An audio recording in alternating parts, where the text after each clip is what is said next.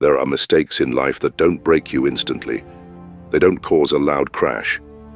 But slowly, silently, they drain your spirit. By the time you realize it, you've already lost years of peace, dignity, and joy. The biggest mistake? Believing that aging means fading away. Number. Getting older isn't a slow death, it's a sacred transformation. But if you're not mindful, if you don't take back the reins, life will drag you quietly into a corner of regret. Have you ever found yourself sitting on the edge of the bed in the morning, staring at the floor, wondering when your life became a waiting game? Waiting for someone to call, waiting for someone to visit, waiting for permission to feel alive again. If that hits home, you're not alone. Millions of people over 60 are living not in physical pain, but in a slow emotional erosion, shaped by 7 quiet, deadly mistakes that no one warned them about. This video is that warning, and that opportunity. We're going to explore the 7 biggest mistakes older adults make that slowly destroy their health, their self-worth, and their ability to live freely. But we won't stop there. With the guidance of Stoic wisdom, from thinkers like Marcus Aurelius and Epictetus, you'll discover how to recognize each mistake, reclaim your time, and rebuild a life not based on regrets, but on presence, peace, and quiet strength. Why does this matter? Because aging should not feel like fading. It should feel like refinement. Not the end, but the beginning of something deeper. Most people grow old waiting to be needed, waiting to be loved, waiting to feel useful again. But Stoic philosophy asks you one thing: why wait? Marcus Aurelius once said, "You could leave life right now. Let that determine what you do, say, and think." So if you're still breathing, you still have time to break free, to choose, to live with intention. And it starts by looking straight into the 7 mistakes that are stealing your golden years. Stay with me to the end, because the final lesson on loneliness may just change everything about how you face the time you have left. Let's begin. Mistake number 1, clinging to the past. It's not things that trouble us, but our judgment about things. Epictetus. Have you ever noticed how often your thoughts drift backward? To the house that used to be full of noise, to the face that used to smile across the dinner table, to the strength your body once held without effort. It's natural to remember, but there's a dangerous line, and too many people cross it without even realizing. They stop remembering and start living there, stuck in a time that no longer exists. Clinging to the past is like trying to live inside a photo. It looks beautiful, but it doesn't breathe. And here's the silent tragedy. The more you cling to what's gone, the less you see of what's still here. Walter, a 72-year-old retired carpenter, used to walk every morning before sunrise. Not because he enjoyed it, but because he couldn't sleep. His wife of 45 years had passed 2 winters ago. His children had moved out of state. Every corner of his home reminded him of a life that once felt full. Her laughter echoing in the kitchen. The dent in the couch where she always curled up to read. Even the sound of silence had changed, heavier somehow. One morning, sitting on the porch steps, Walter whispered to himself, "I don't know who I am anymore without her." And that's the truth for many. We build our identity around people, roles, routines, and when those are taken away, what's left feels like fragments. But here's what Epictetus would say. The loss itself isn't what causes suffering. It's our refusal to let it go. Pain is part of life. But suffering, that's optional. That's created in the mind, by replaying the same moment, by resisting what is, by demanding what was. Walter wasn't just grieving his wife, he was resisting the present. Every day he chose to stare into the past instead of stepping into the now. And here's the brutal but freeing truth. The past is gone. You can honor it, but you cannot return to it. Trying to live there is like trying to warm yourself with the ashes of a fire that's long since gone out. Stoicism teaches us to return to what we control, and the past, for all its beauty, is not one of those things. So what did Walter do? One morning, instead of sitting on the porch, he walked to the park. Not out of joy, not because he was healed, but because he realized that healing wouldn't come if he kept living in shadows. He sat on a bench and watched the sun come up. It was quiet. It hurt. But for the first time, he wasn't running from the pain. He was sitting with it, and that's where real strength begins. He didn't forget his wife. He talked to her in his heart every day, but he stopped trying to keep her alive through routine. He let the present into his life, even if it entered slowly. That's what letting go really means. Not forgetting, not erasing, but releasing the grip that strangles your own peace. So ask yourself, what memories are you clinging to like a life raft, even though the tide has long shifted? Whose voice do you still wait to hear, while your own voice grows silent? It's not easy, but you have a choice. You can keep rereading the same page, or you can start writing the next chapter. The past is a teacher, not a prison, and the sooner you let go, the sooner you'll remember. You're still here. You're still breathing. And there's still time to make these years your own.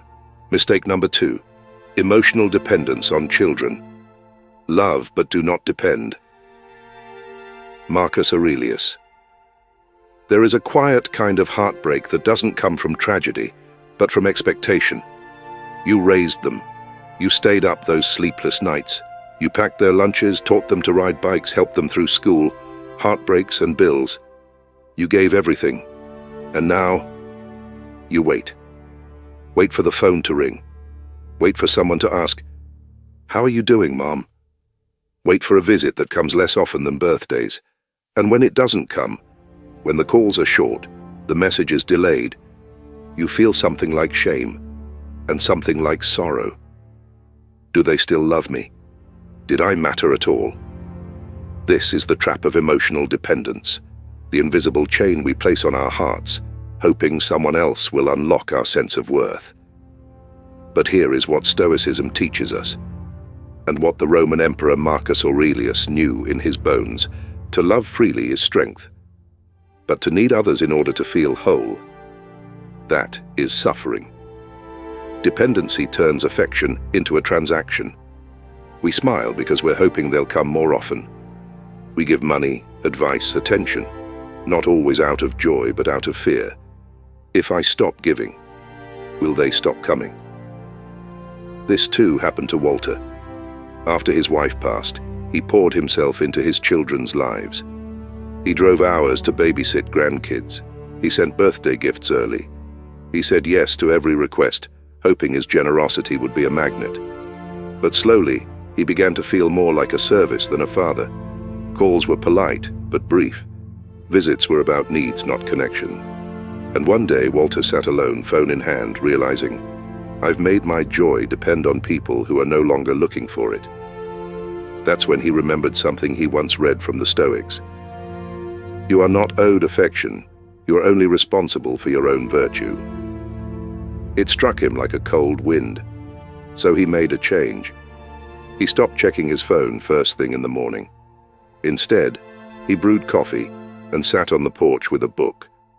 He started gardening again, not because someone asked him to, but because he loved it. He wrote his kids, not with expectation, but simply with warmth, and didn't count the days until they replied. And something shifted. He was no longer waiting to be loved. He was already living in love, for his own life, his time, his peace. This is what the Stoics meant. To love is noble, but to need love in order to feel whole is a quiet form of self-abandonment. Ask yourself gently, am I loving with freedom, or am I bargaining for validation? Because one gives life, the other slowly takes it away. And remember this, you are not an afterthought. You are not less because others are busy. You are whole, even in the silence. Mistake number 3, neglecting the body.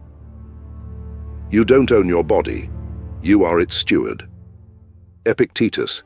Somewhere around 65, the aches become familiar guests. Your knees groan when you stand. Your back reminds you of the years it carried too much. The mirror shows a version of you softened by time, and slowly, without saying it aloud, you begin to believe a dangerous lie.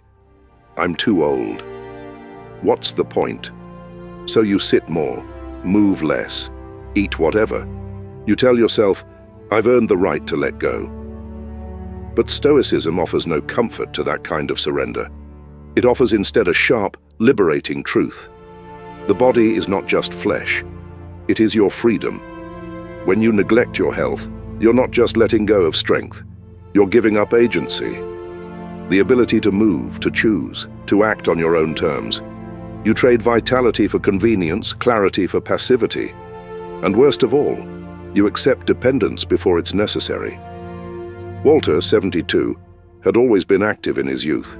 He played tennis in his 40s, mowed his lawn in his 50s. But after retirement and the loss of his wife, he stopped.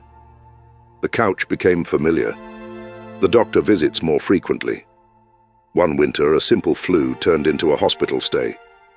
He felt weak, fragile, and he thought, so this is what it's like, to become a burden. But something shifted in him during those long, sterile nights. A quote from Marcus Aurelius came to mind. Just because something is difficult does not mean we should avoid it. Often, that is the sign we must do it. So Walter began small. 10 minutes of walking each morning, swapping soda for water, stretching before bed. He didn't aim to become young again. He aimed to reclaim his dignity, because that's what health really is, not six-pack abs or marathon medals, but autonomy, the ability to get out of bed without help, to carry your own groceries, to walk upstairs and say, I can. Every motion, every mindful bite becomes a declaration. I still matter. I still choose. I still care. And in that, there is immense power. Neglecting your body is not humility. It is quiet resignation. It says, I'm finished. But the Stoic says, as long as breath remains, we must tend to the vessel that carries the soul. No excuses, no self-pity, just action, however small. A 5-minute stretch, a glass of water, a walk in the sunlight. These are not small things. They are revolutions in disguise.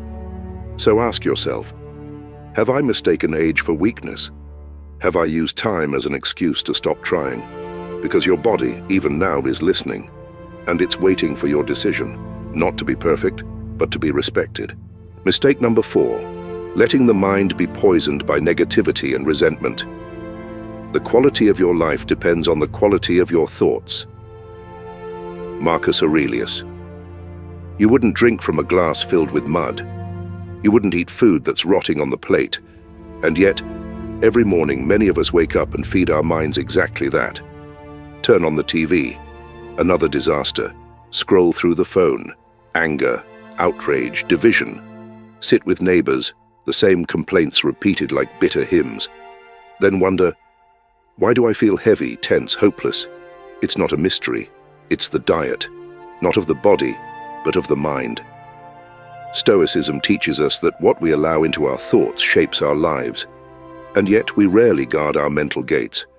Like a house with no lock, we let in every voice, the angry anchor shouting through the screen, the bitter friend reliving old betrayals, the quiet echo of past grudges we water like potted plants on the windowsill.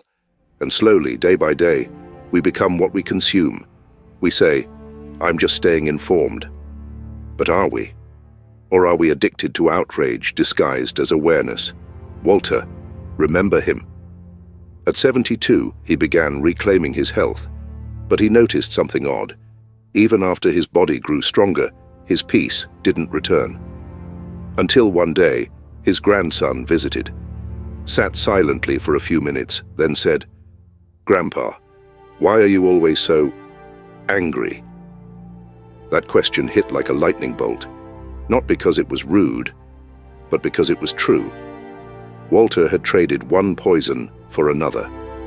He stopped neglecting his body, but fed his mind a constant loop of resentment. The government, his children's choices, a neighbor's success, his own regrets. It was as if every thought came pre-seasoned with bitterness. But what if your mind, like your body, needs clean food? Not empty sweetness, but nourishment. A walk in silence, a poem read aloud, a memory remembered without anger, a prayer spoken not in desperation, but in peace. What we think, we become. The Stoics knew this. So did Christ when he said, "Out of the abundance of the heart, the mouth speaks." So the question is, what are you letting fill your heart? If your conversations revolve around blame, if your mind replays old injustices on loop, you're not just hurting others, you're draining yourself. You are not required to entertain every thought that knocks. You can choose. You must choose. Because peace is not something you find. It's something you protect. So start there. Turn off the noise that doesn't serve you. Decline the invitation to every complaint-filled discussion. And if you must remember the past, let it be a lesson, not a chain. Feed your mind as you would a guest you love, with kindness, with care, and above all, with intention. Mistake number 5, living according to others' expectations. No wind is favorable to the one who does not know where he is going. Seneca. How many of your choices are truly yours? Not the ones made out of politeness, not the ones shaped by guilt, not the ones you repeated because someone said that's what good people do, but the ones born from your own clarity, the decisions that reflect your values, your pace, your essence. If that question feels uncomfortable, you're not alone. Far too many reach their later years exhausted, not from labor, but from living lives that were never truly theirs. They've spent decades adjusting, pleasing, complying. They became the accommodating spouse, the ever-available parent, the agreeable friend.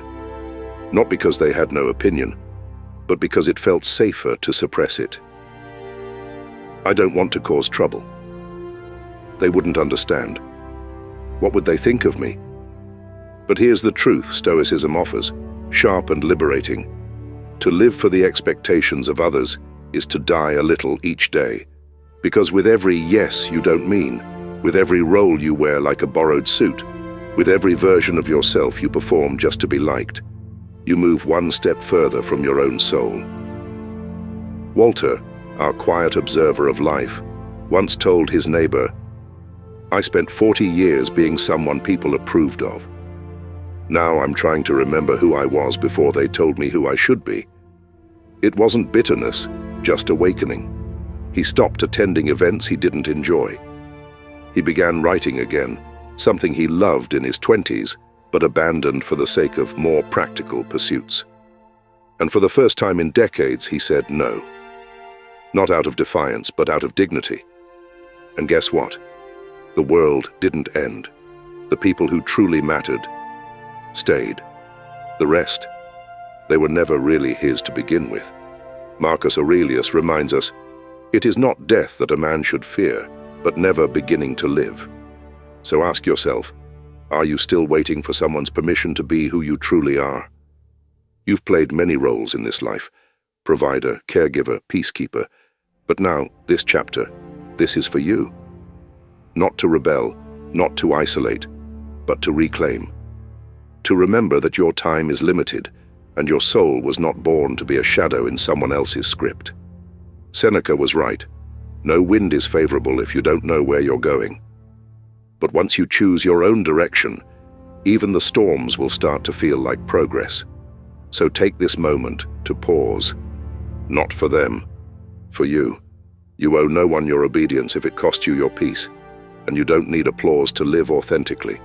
You just need the courage to begin. Mistake number 6, postponing your dreams out of fear of judgment. You act like mortals in all that you fear, and like immortals in all that you desire. Seneca. Let's be honest. How many things have you wanted to try, to do, to experience, but stopped short because of what they might say? Not because it was dangerous, not because it was wrong, but because it wasn't appropriate, expected, fitting for your age. That silent judge, the imagined chorus of raised eyebrows, has stolen more dreams than time ever could. It whispers, "You're too old for that. That's not what someone your age should do. People will think you've lost it." And so, you sit. You sit with the dance you never learned, the solo trip you never took, the poem you never wrote, the paintbrush that still waits untouched in your drawer. You silence the music in your chest just to avoid the noise from someone else's mouth. But here's the Stoic truth. Other people's opinions are not your chains unless you let them be. Epictetus said it best. If someone does not value your freedom, it's because you handed it to them. Walter, who spent decades as a quiet provider, once told his daughter, "I always wanted to learn how to sing, not to perform, just to feel the sound of my own voice finally being used for joy."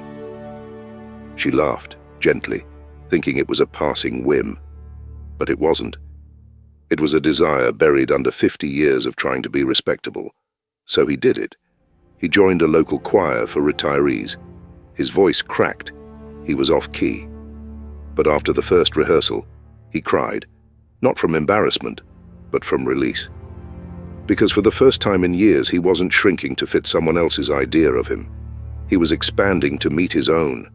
And the truth is, people will talk, whether you act or don't act, whether you dream or play small. But you must decide whose voice matters most, theirs or your own. Seneca warns us, we suffer more in imagination than in reality. So what if they judge? They'll forget by dinner. But you? You'll remember the life you didn't live. Every time you delay a dream, you delay a part of yourself. And each delay feels small, until one day you run out of time. So start small. Buy the guitar, wear the dress, take the class, dance alone in your living room. Whatever it is, stop asking if it's okay. Ask only, is it true to who I am? Because authenticity isn't loud, it's brave. And nothing is more tragic than a soul that shrinks itself to avoid attention. You weren't born to be invisible. You were born to burn quietly, truthfully in your own light. Mistake number 7, fearing silence and solitude. The man who is truly free is the one who finds a fortress within his own soul. Marcus Aurelius. There comes a point in life, not with a bang, but a quiet sigh, when the noise fades. No more ringing phones, children asking for help, or footsteps echoing through a full house.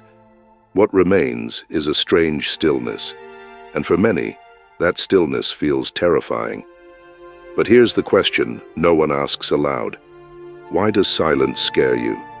Because in the silence there are no distractions left, just you, and everything you've avoided. In your younger years you called it being busy. You filled your calendar with work, obligations, caretaking. The chaos gave you purpose. The noise gave you comfort. But now the room is quiet, and suddenly you feel untethered. And yet, this fear of stillness, of being alone, is not caused by solitude. It's caused by disconnection from yourself. Marcus Aurelius, a man who ruled an empire yet often sought quiet over crowds, taught, withdraw into yourself. Nowhere can you find a more peaceful retreat than in your own soul.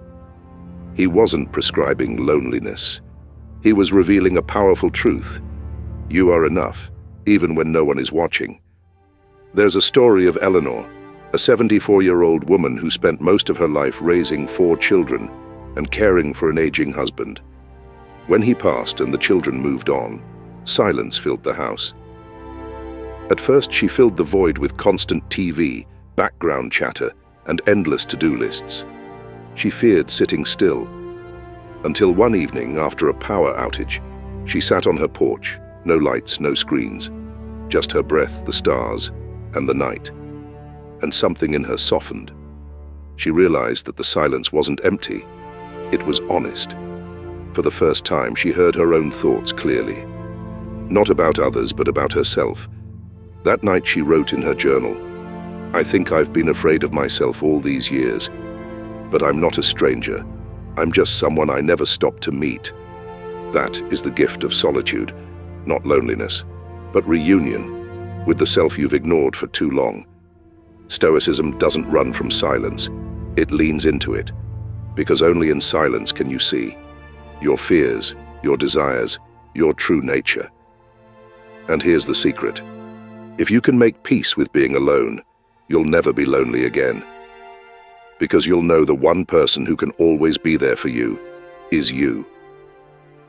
So stop fearing the quiet. Let it speak. Let it teach you who you are beneath the roles, the noise, the masks. True freedom begins the moment you no longer need external sound to feel alive. And once you've built that inner fortress, nothing, no absence, no silence, can shake you. That's not isolation, that's sovereignty of the soul. What if we told you that growing old isn't the slow fading of your light, but the sharpening of its flame? That the years don't steal your value, they reveal it.